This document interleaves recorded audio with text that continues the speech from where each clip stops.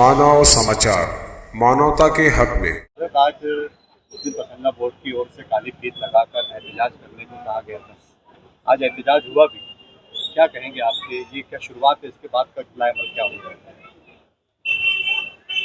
तकलीफ़ की बात यह है कि इस मुल्क में औक़ाफ़ की अमलाक और जायदाद को लेकर के जो वह औक़ाफ़ के ट्रस्टी और ज़िम्मेदारान थे, उन्होंने औक़ाफ़ की आमदनी का सही मसरफ़ इख्तियार नहीं किया।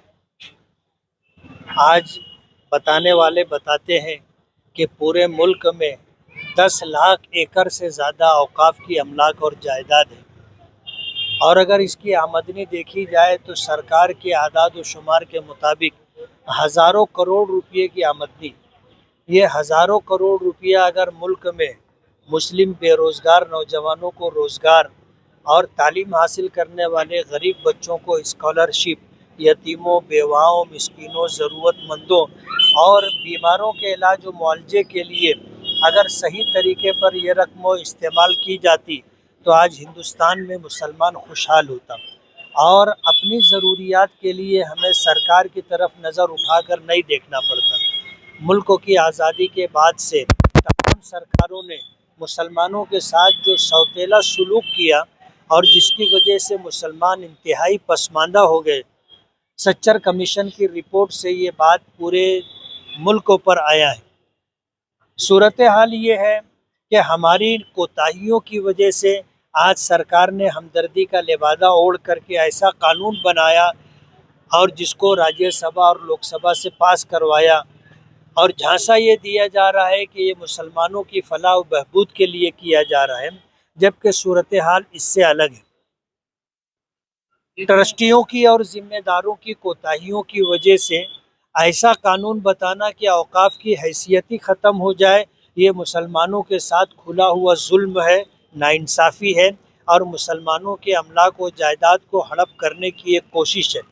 मुस्लिम पर्सनल लॉ बोर्ड और तमाम तंजीमों की तरफ से इस वक्त कानूनी तौर पर सुप्रीम कोर्ट में जो लड़ाई लड़ी जा रही है, और उसके अलावा मुस्लिम पर्सनल लॉ बोर्ड ने जो अहकामात पूरे मुल्क में मुसलमानों को दिए हैं, उसी के पेश नज़र आज का ये एहतजाज था कि मुसलमान जुमा की नमाज के लिए फ़ित बांध करके, काली फ़ित बांध करके घरों से निकले और अपने एहतजाज को दर्ज कराए। अल्हम्दुलिल्लाह पूरे मुल्क में मुसलमान मुस्लिम पर्सनल लॉ बोर्ड की आवाज़ पर अमल कर रहे हैं, और एहतजाज का ये सिलसिला मुस्लिम पर्सनल लॉ बोर्ड की तरफ से 7 जुलाई तक रहेगा और अलग अलग तरीक़ों से एहतजाज दर्ज कराया जाएगा। बात यह है कि आज जो एहतजाज के लिए हमें रास्ता दिखाया गया था, हमने उस पर अमल किया है। आइंदा भी हमें मुस्लिम पर्सनल लॉ बोर्ड की तरफ से जो अहकामात मिलेंगे, मुल्क का मुसलमान उस पर अमल करेगा, और औक़ाफ़ की हिफाजत के लिए हम एहतजाजी रास्ता, जो जमहूरी रास्ता है और कानूनी रास्ता है, दोनों रास्ता इख्तियार करेंगे। और हमें उम्मीद है कि सुप्रीम कोर्ट से हमें इंसाफ मिलेगा। जिस तरह के अभी शुरुआत में हालात सामने आए हैं वो खुश आइंद है। देखने में यह आ रहा है कि इसकी बात आई है, तो क्या इसके जिम्मेदार औक़ाफ़ के जिम्मेदार है वो? इसके मैं बोल दिया, इस बोल देखने में यह है कि मुस्लिम पर्सनल लॉ बोर्ड का ऐलान हुआ, लेकिन मुश्तरका तंजीमें आज भी इस पर एक साथ दिखाई नहीं दे रही। हमने नमाज के अव्वल और नमाज के बाद कई मस्जिदों का अलग अलग जगहों पर वीडियो विजुअल शूट किया है। बहुत सारी मस्जिदों में एक भी फीत लगाकर कोई नहीं आया। इस तरीके की तस्वीरें भी सामने आई। इससे क्या आपस में आज भी इख्तिलाफ है, ये साबित दिखता है क्या? बात यह है कि अगर एहतजाज का रास्ता इख्तियार किया गया है तो उस सिलसिले में ज़िम्मेदारों को चाहिए कि सबको जोड़ करके साथ में ले करके चलें। अभी जो एहतजाज के लिए ऐलान किया गया, बहुत सारे लोगों तक इसकी खबर ही नहीं पहुंची। अब जाहिर बात है, जब लोगों को पता नहीं होगा तो लोग उस पर अमल कैसे करेंगे।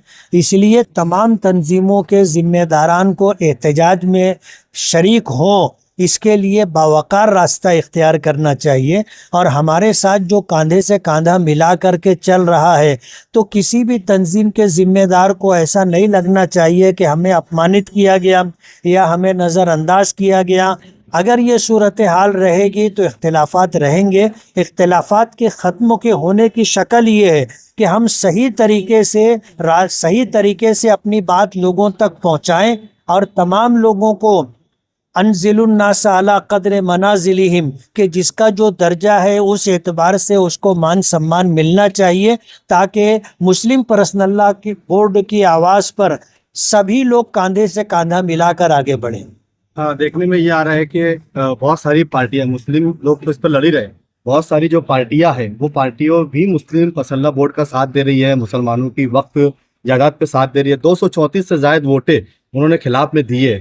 کانگریس نے بھی اپنا وکیل کھڑا کی، اپنی پیٹیشن فائل کی. مالیگاؤں شہر ایک زرخیز زمین ہے، انقلابی زمین ہے. مہاراشٹر میں الگ الگ جگہ احتجاج ہو رہا ہے، دوسری ریاستوں میں ہو رہا ہے، لیکن مالیگاؤں میں ابھی تک انقلابی سرزمین ہونے کے بعد ایک بھی احتجاج زمین پر نہیں. کیا کوئی ڈر اور خوف میں تنظیمیں ہیں؟ وہ شائن بات یہ ہے کہ اس ملک میں انصاف پسند لوگ آج بھی الحمدللہ ہیں، اور بڑی تعداد میں. لوک سبھا میں جس طرح 238 ووٹ وقف ترمیمی ایکٹ کے خلاف آئی ہے، ظاہر بات ہے کہ مسلم ایم پیز کتنے ہیں، لیکن 238 ووٹیں کم نہیں ہوتی. دیگر تمام سیاسی پارٹیوں میں بھی، خود بی جے پی میں بھی ایسے انصاف پسند لوگ موجود ہیں جو سرکار کے لائے ہوئے اس بل کے مخالف ہیں. مالیگاؤں واقعی ایک ایسی سرزمین ہے کہ یہاں سے جو آواز اٹھتی ہے وہ پورے ملک میں گونجتی ہے. یہاں پر صحیح طریقے سے لوگوں کو جوڑنا چاہیے اور لوگوں کو ہمنوا بنا کر کے آگے بڑھنا چاہیے. اس بات کی کوشش ضروری ہے اور اس طریقے سے کوشش ہوتی دکھائی نہیں دے رہی. مطلب یہ مانا جا سکتا ہے کہ آج بھی مطلب یہاں پر اختلاف کی وجہ سے ہی انقلابی سرزمین پر انقلاب نہیں ہو پایا ہے. نہیں، میں اسے اختلاف نہیں مانتا ہوں. میرا یہ ماننا ہے کہ احتجاج کے لیے جو تدبیریں اختیار کرنی چاہیے اور جس طرح کوشش ہونی چاہیے اس درجے کی کوشش نہیں ہو رہی ہے. آج اس مسئلے میں اختلاف کی کوئی بات نہیں ہے. وقت ترمیمی ایکٹ کو لے کر کے مسلمانوں میں اتحاد اور اتفاق ہے، چاہے سب طرف سے آواز نہ آ رہی ہو. مسئلہ یہ ہے کہ اسلام میں تمام عبادتوں کے لیے اجتماعی شکل ہے. نماز کے لیے مسجدیں ہیں، روزے کے لیے رمضان کا مہینہ ہے، حج کی ادائیگی کے لیے وقت بھی ہے، جگہ بھی ہے، طریقہ کار بھی متعین ہے. تو اسلام میں اجتماعیت ہے. کسی مسلک میں کہو یا کسی بھی فرقے میں کہو، اس لائن سے کوئی اختلاف نہیں ہے. اور اوقاف کا مسئلہ کسی ایک تنظیم کا یا کسی ایک مسلک کا مسئلہ نہیں ہے، تمام مسلمانوں کا مسئلہ ہے. اس لیے اس میں اختلاف نہیں ہوگا. میرا یہ ماننا ہے کہ ہمارے اپنے اس شہر کے اندر جس طریقے سے احتجاج کا طریقہ اختیار کرنا چاہیے اور لوگوں کو جوڑنے کی کوشش کرنی چاہیے، اس میں کمی ہے. کس کو کرنا چاہیے؟ کون پہل کر سکتا ہے؟ مسلم پرسنل لا بورڈ کے جو ذمہ داران ہیں ان کو اس میں پیش رفت کرنی چاہیے. وجہ اس کی یہ ہے کہ اگر کوئی اور تنظیم کا آدمی آگے آئے گا تو ہو سکتا ہے اسے اختلاف سمجھا جائے. اس لیے تمام تنظیموں کے ذمہ داران مسلم پرسنل لا بورڈ کی طرف دیکھ رہے ہیں اور مسلم پرسنل لا بورڈ کے ذمہ داران کو ہی کوئی ایسا راستہ اختیار کرنا چاہیے. آپ کیا آہوان کرنا چاہیں گے مالیگاؤں شہر کی عوام کو؟